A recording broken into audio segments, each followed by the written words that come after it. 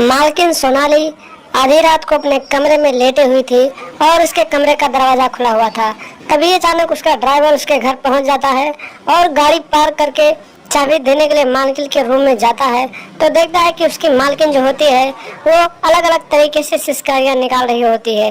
दरअसल अपने मोबाइल में एक्सर वासर वाला वीडियो देख रही होती है। तभी अचानक जब ड्राइवर वहाँ पहुँचता है तो फिर वो अपना आपा खो देता है और फिर अपने मालकिन के साथ एक्सर वासर वाला प्रोग्राम शुरू कर देता है।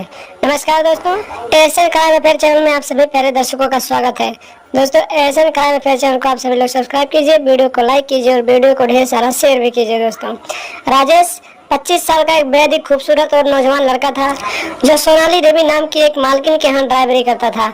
उसकी एक 25 साल की बेटी थी, उसको ही कॉलेज ले जाता था और फिर कॉलेज से लाकर उसके घर छोड़ता था और जब वो कहीं पार्टी पे जाती थी तो उसे लेकर जाता था और इसी तरीके से उसे नौकरी करते करते लगभग 7 से 8 महीने बीत गए और फिर उस ड्राइवर की, राजेश की, उसकी मालकिन की बेटी के साथ लव अफेयर हो गया और फिर वो उसके साथ रातें रंगीन करने लगा और जब भी रास्ते में मौका मिलता था तो उसके साथ एक्सर वासर वाला प्रोग्राम चला लेता था।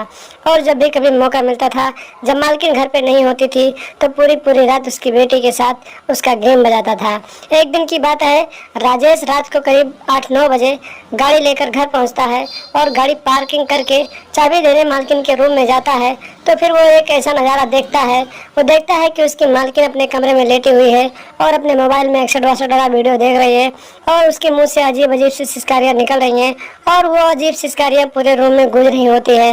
इतना नज़ारा देखने के बाद राजेश जो होता है वो एकदम पानी पानी हो जाता है और फिर उसके मन में अपनी मालकिन को ठोकने के बारे में ख्यालात आने लगते हैं और फिर देर न करते हुए राजेश उसके कमरे में घुस जाता है और फिर दरवाज़ा बंद करके अंदर का लाइट ऑफ कर देता है और फिर ज़बरदस्ती अपनी मालकिन की ठुकाई करने लगता है।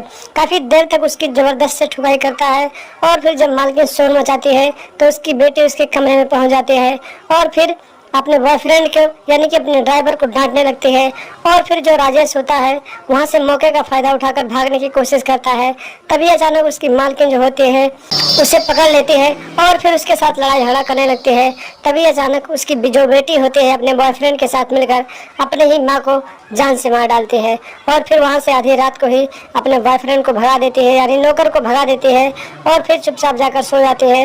जब सुबह होता है रोना पीटना शुरू करती है और लोगों को बताती है कि मेरी माँ रात को आई थी और ज़्यादा शराब पी ली थी, शायद इसी की वजह से उसकी मौत हो गई।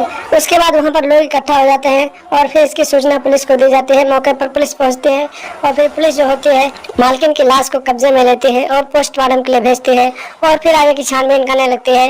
पुलिस सबसे पहले उसकी बेटी को हिरासत में लेती है और पूछताछ करना शुरू करती है।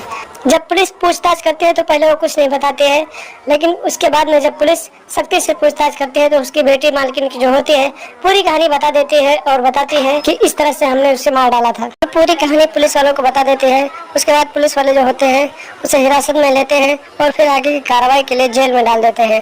तो दोस्तों, ऐसी आपराधिक मानसिकता रखने वाली औरतों से दूरी बनाकर रखें और अपने मन को काबू रखें, सावधान रहें, सतर्क रखें और हमेशा अपने आप को सुरक्षित रखें, अपने यार दोस्तों को सुरक्षित रखें और लगातार हमारे साथ बने रहें। हमारे चैनल को सब्सक्राइब कर लें और हमेशा देखते रहें एशियन क्राइम अफेयर।